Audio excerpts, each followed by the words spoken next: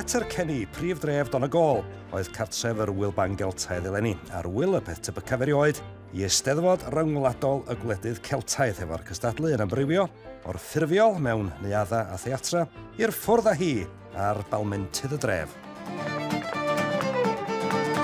A rhag hon bod yna rhywun yn Letterkenny heb glywed fod yr wyl ban Geltaidd yn digwydd yn y dref, mae yna bared wedi threfnu, a dyma nhw'n dod. Ac yn ogystal â hwyl a miri gorymdaeth yr wyl a'r stryd fawr Letterkenny, sydd gyda llaw y stryd hiraf yn Iwerddon, dyma hefyd lle cafwyd y gystadleuaeth i'r bysgwyr. Neu anfon cylomen wen, higlydodd yng nghariad i ti. Dim yn daith rhy bell i'r brodyr yma gi o Gaergybi. Sut gynulleidfa sy'n Letterkenny? Mae wedi bod yn wych Letterkenny. Dyn ni wedi chwarae i pobl o'r Alban, pobl Gymru, pobl o Lloegr, pobl o'na chwarae i byslwd o A.M.A. Nos Lun hefyd, so yna'n ffantastig. Dyn ni wedi cael amser byth gofiadau yma. Mae amser gwell i ddefod halleluia, ac ar ôl y tywyd y rwg, fe gawn arian fel y mwg, mae arwyddion dymuno o blaenau. Gwylym a Iestyn, da chdi dewis y lle mwyaf gwyntog yn Letterkenny perfformio yn y twnnel. Dwi'n meddwl, oedden ni bach yn hwyr yn dechrau, ac oedden ni'n misio, wel, llefydd da i gyd i gael ei gymryd, so, dyna ni.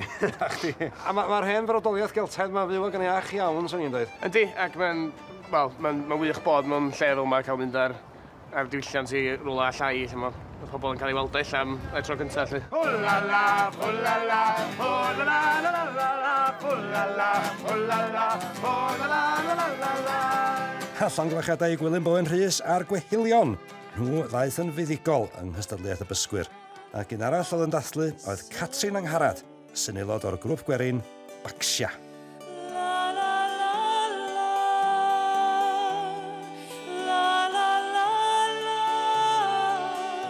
Llongyfarchiadau mawr Catrin Angharad wan ta wedi cipio'r wobr yn yr unawd gwerin a'r grŵp gwerin noson o blaen yn y gystadleuaeth. Do. Canu eto heno fan hyn y cyngerdd. Bach llai o bwysau heno. O, rhyw naws gwahanol heno does. Oes y gymharu nos Wenar. Na, mae wedi bod ddim o braf iddiw.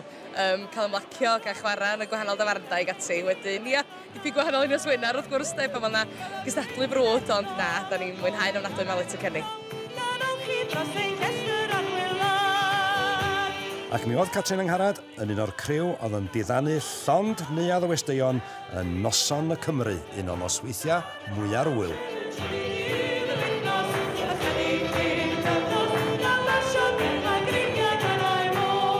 Gwenan, ti'n perfformio, ti'n beirniadu, ti'n hynod o brysur, ti'n hyfforddi hefyd. Ond heno, y noson Gymraeg, noson arbennig iawn. O, mae wastad yn uchafbwynt yr wsnos, dwi'n meddwl, noson Gymreig yn yr wyl ban Geltaidd. A dwi wedi bod yn dod i'r wyl mae wan ers dros 20 mlynedd, a mae yna sawl noson Gymreig yn aros yn y co, ac mi fydd hon yn un arbennig, dwi'n meddwl, eto. Oes da rei ohonoch chi'n dŵad o Sir Fôn? Mae yna'r goelin dda, mae gennau restr hir o enwa, adnabyddus iawn. Rhywbeth i edrych ymlaen yn fawr iawn ato fo'n de. A mae'n dipyn o gyfrifoldeb ar yr ysgwyddau cryfion llydana. A ti'n edrych ymlaen, dwi'n siŵr? O, dwi'n edrych ymlaen pob blwyddyn. Mae'n achlysur reit ddiddorol, de. Ond maen nhw deitha fi be i wneud a be i ddeud, dwi gynhestr hir fel yma, a mae'n llifo'n reit da. Ac ar ôl i'r bobl yma cael peint neu dda, i dychymod, mae'n reit hawdd ac yn ysgafn, yndi.